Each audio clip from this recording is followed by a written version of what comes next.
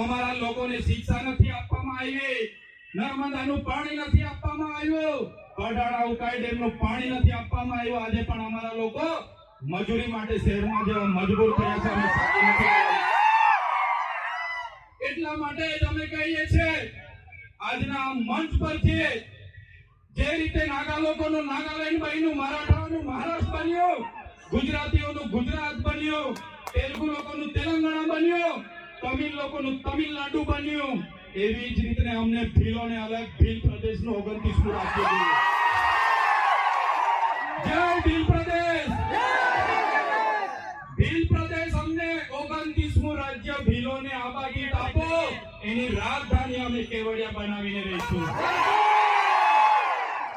અમારી પાસે પાણી છે, વીજળી છે, કાકરાપાર, નર્મદા, અમારી પાસે લિગ્નાઇટોની ખાણો છે રાજપાટીમાં, આમા ડુંગરમાં યુરેનિયમની ખાણો છે, છોટાઉદેપુરમાં રેતી નીકળે છે, જળ છે, જંગલ છે, જમીનો છે. અલગ રાજ્ય અમને આપી દો, અમે અમારા આદિવાસીઓનો વિકાસ કરી લઈશું. જે અમારો ભીલ પ્રદેશ હતો, દેશ આઝાદ થયા પછી આદિવાસીઓને વિભાજિત કરી દેવામાં આવ્યા છે.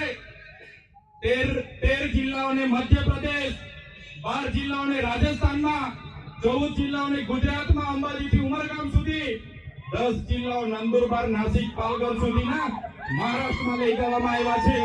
આજે પણ અમારો મહારાષ્ટ્ર, મધ્યપ્રદેશ અને રાજસ્થાન સાથે અમારી સંસ્કૃતિ સાથે છે, પરંપરા હરકી છે, રીત ભાષા હરકી છે. આજે પણ અમારો રોટી બેટીનો વ્યવહાર છે. આજે પણ અમે એમની સાથે સાથે રહીએ છીએ. આજે અમને ભીલ પ્રદેશની માંગ કરીએ છીએ. આજે તમે જોઈ લો, આ ભીલ પ્રદેશનું વિભાજન કરવામાં આવ્યું.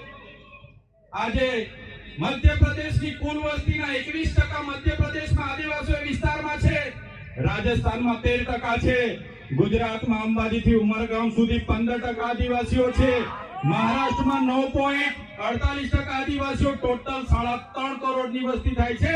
અમને અલગ ભીલ પ્રદેશ આપો, અમે અલગ અમારો વિકાસ કરીશું. બંધારણમાં જોગવાઈ છે, આર્ટિકલ 3 તમે વાંચી લેજો.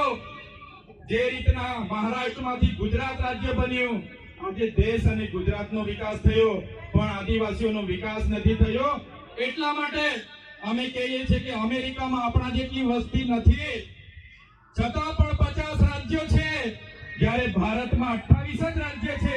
તો 29મું રાજ્ય બનવું જોઈએ કે નહીં બનવું જોઈએ? બનવું જોઈએ. એની રાજધાની કેવડિયા હશે.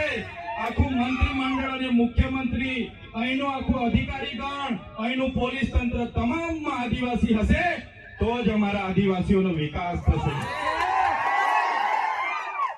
એટલા માટે જેટલા પણ અન્યાય અત્યાચાર થયા છે, ડેડિયાપાડા વાળાને એવું લાગશે, ઝઘડિયા વાળા, સાગબારા વાળાને લાગશે, કેવડિયા વાળાને મારી નાખે, આપણે શું? પણ નહીં. આજે કેવડિયા વાળાનો વારો છે, કાલે માલસામોટ વાળા પણ તૈયાર રહેજો માર ખાવા માટે. એના પછી દેવ મોગરા વાળા તૈયાર રહેજો, બધાનો વારા પરથી વારો આવવાનો છે. એકલ દોકલ બધાનું કામ લેશે આ લોકો. એટલા માટે કેમ છું, કેવડિયા એકલું નથી. આપણે બધાએ 13 તારીખે કેવડિયા જઈને આપણી એકતા બતાવવાની છે. એમાં કોઈએ પાછી પાની કરવાની નથી. વિકાસની વાતો થાય છે અને આદિવાસીઓ સાથે અન્યાય થયા છે, ત્યારે અમે ક્યારે સાકી નથી લેવાના.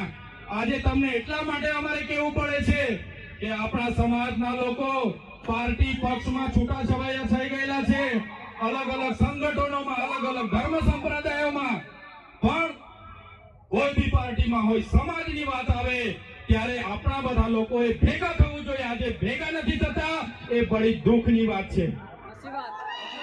દુઃખની વાત છે, આપણે ભેગા નથી થતા. અમે આ જાહેર મંચ પરથી કહીએ છીએ, જે દિવસે આદિવાસીઓના અવાજ બનતા અમારી પાર્ટી અમને રોકશે, એ દિવસે સૌથી પહેલા પાર્ટીના પાટિયા ઉતારીને અમે મૂકી દઈશું.